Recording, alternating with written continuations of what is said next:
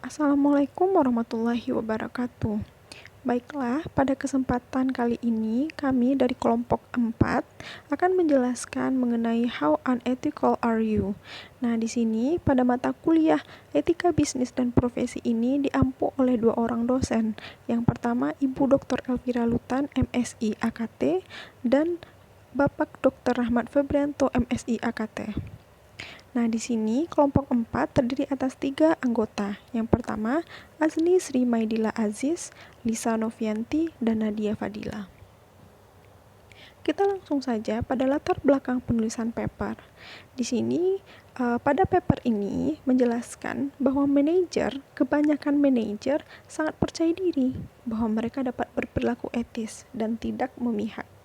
Nah, para manajer tersebut yakin dapat membuat keputusan yang baik dan mampu secara objektif menilai dan merekrut calon pekerja dan kesepakatan usaha dengan adil dan rasional sesuai dengan kepentingan suatu organisasi tersebut tentunya. Nah, namun pada penelitian yang sudah dilakukan selama 2 dekade terakhir menjelaskan bahwa masih kurangnya persepsi etis dalam diri kita. Bebas dari perilaku tidak memihak itu dapat tidak disadari atau tersirat. Bahkan orang yang bermaksud baik tanpa disadari membiarkan pikiran dan perasaan bawah sadar mempengaruhi keputusan mereka yang tampaknya objektif. Dan penilaian yang salah ini bermasalah secara etika dan merusak pekerjaan fundamental manajer untuk merekrut para pekerja dan mempertahankan bakat yang unggul, meningkatkan kinerja individu dan tim, dan berkolaborasi secara efektif dengan mitra perusahaan. Nah, oleh karena itu, penelitian ini dilakukan untuk mengurangi dampak negatif terhadap kekurangan kita sebagai manusia.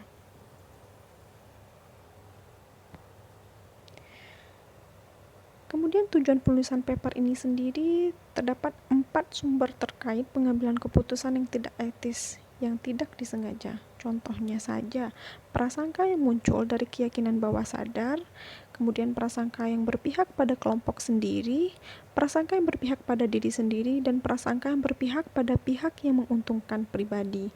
Nah, hal ini menuntut manajer untuk meningkatkan keyakinan pada objektivitas dan kemampuan kita untuk bersikap adil. Nah, bagaimana metode yang digunakan dalam penelitian ini? Nah, metode yang digunakan dalam penelitian ini yaitu metode IAT, Implicit Association Test, di mana dalam penelitian ini kita terlebih dahulu mengumpulkan data yang diperlukan, yang kemudian pelaku yang ada tersebut dites oleh peneliti menggunakan tes ini dengan membandingkan dampak keputusan yang diambil secara objektif dengan keputusan yang diambil secara rasional. Nah, di sini kesimpulannya dari paper ini, seorang manajer harus berperilaku objektif dalam setiap pengambilan keputusan dan berperilaku tidak memihak adalah karakteristik dari manajer yang etis. Mereka harus melakukan penyesuaian untuk mengurangi prasangka, di mana manajer harus secara aktif mengumpulkan data, mengkondisikan lingkungan di sekitar mereka bekerja, dan memperluas proses pengambilan keputusan mereka. Nah, di sini yang terpenting bagaimana pandangan dan pendapat kelompok terhadap paper ini. Nah, yang pertama, apabila seorang manajer mengambil suatu keputusan harus secara objektif dan tidak memihak, hal ini sangat dibutuhkan karena dapat menentukan efektivitas kualitas pengambilan suatu keputusan, sehingga rencana yang telah disusun di awal dapat dicapai dengan baik tentunya.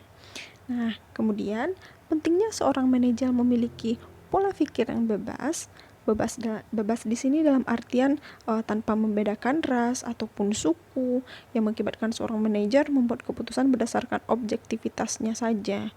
Nah, bias yang mempengaruhi seorang manajer itu bias eksplisit maupun bias implisit sangat merugikan, baik itu dalam perekrutan karyawan baru yang tidak adil, tidak memberdayakan SDM yang tidak ada, serta tidak harmonisnya antar mitra kerja sama dalam suatu perusahaannya itu. Nah, kemudian yang ketiga, karenanya sebagai seseorang yang mempunyai peran penting untuk kemajuan sebuah organisasi atau usaha harusnya lebih berpikiran terbuka dan rasional, karena nantinya akan melewatkan kesempatan untuk maju dan berkembang. Mungkin sekian pandangan dan pendapat dan tinjauan dari paper dari kelompok 4. Mohon maaf apabila ada kesalahan, apabila ada kurang kami mohon memberikan saran dan masukannya. Terima kasih. Wassalamualaikum warahmatullahi wabarakatuh.